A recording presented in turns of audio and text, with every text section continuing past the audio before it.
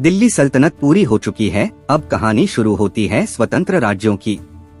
जब दिल्ली कमजोर हुई, तब भारत के अलग अलग हिस्सों में नए राज्य उभरने लगे। इन स्वतंत्र राज्यों को दो भागों में बांटा जाता है, उत्तर भारत और दक्षिण भारत। साल 1359 में फिरोज शाह तुगलक ने गंगा किनारे एक नया नगर बसाया, जिसका नाम रखा गया जौनपुर। यह नाम उसने अपने चचेरे भाई मोहम्मद बिन तुगलक की याद में रखा, जिसे जोना खान कहा जाता था।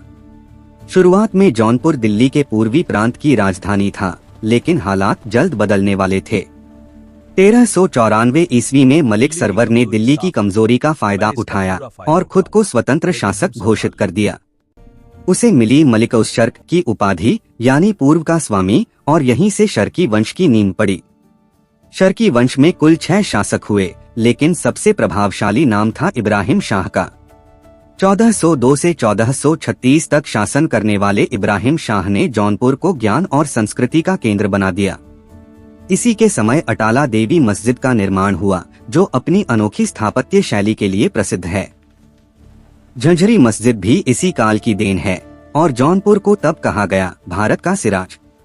देश भर से विद्वान यहाँ आने लगे और इब्राहिम शाह को कहा गया सिराज-ए-हिंद। लेकिन हर स्वर्णकाल का एक अंत होता है, और जौनपुर भी इससे अछूता नहीं रहा। 1479 में बहलोल लोदी ने हुसैन शाह को हराया और जौनपुर को फिर से दिल्ली में मिला लिया। शर्की वंश खत्म हो गया, लेकिन जौनपुर की पहचान आज भी उसकी मस्जिदों और संस्कृति में जीवित है। जौनपुर की कहानी खत्म होती है और अब इतिहास हमें ले आता है पूर्व की ओर, बंगाल। दिल्ली से दूर बंगाल हमेशा अशांत रहा, यहाँ विद्रोह रुकते ही नहीं थे। इख्तियारुद्दीन बख्तियार खिलजी ने इसे जीता, तभी से दिल्ली का प्रभाव शुरू हुआ। लेकिन दूरी बहुत थी, इसलिए नियंत्रण कभी मजबूत नहीं बन पाया। 1279 में तुगरिल खान ने बगावत की और दिल्ली की सत्ता को खुली चुनौती मिली। बलबन खुद सेना लेकर पहुंचा और विद्रोह को कठोरता से दबा दिया। उसने अपने पुत्र बुगरा खान को शासक बनाया ताकि नियंत्रण बना रहे। लेकिन बलबन की मृत्यु होते ही सब बदल गया, बंगाल फिर स्वतंत्र हो गया। गयासुद्दीन तुगलक ने दोबारा आक्रमण किया और अस्थायी नियंत्रण स्थापित किया। राजधानी लखनौती विद्रोहों का केंद्र थी, इसे शांत रखना कठिन था। स्थिति संभालने के लिए बंगाल को 3 भागों में बांटा गया, प्रशासन अलग अलग कर दिया गया। फिर भी दिल्ली की पकड़ कमजोर रही, स्थानीय शक्तियां मजबूत होती गईं।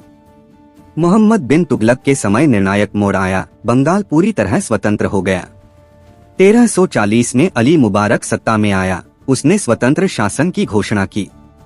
राजधानी लखनौती से हटाकर पांडुआ की गई, प्रशासन को नया आधार मिला। इसके बाद इलियास शाह उभरा, उसने पूरे बंगाल को एकजुट किया। इलियास शाही वंश की स्थापना हुई, बंगाल की शक्ति बढ़ने लगी। 1375 ईस्वी में सिकंदर शाह ने अदीना मस्जिद बनवाई, यह उस समय की सबसे विशाल मस्जिदों में गिनी जाती थी। हुसैन शाह के समय समृद्धि आई, कला और व्यापार खूब फला फूला। लेकिन अंत में मुगलों का उदय हुआ और बंगाल उनकी सत्ता में समा गया।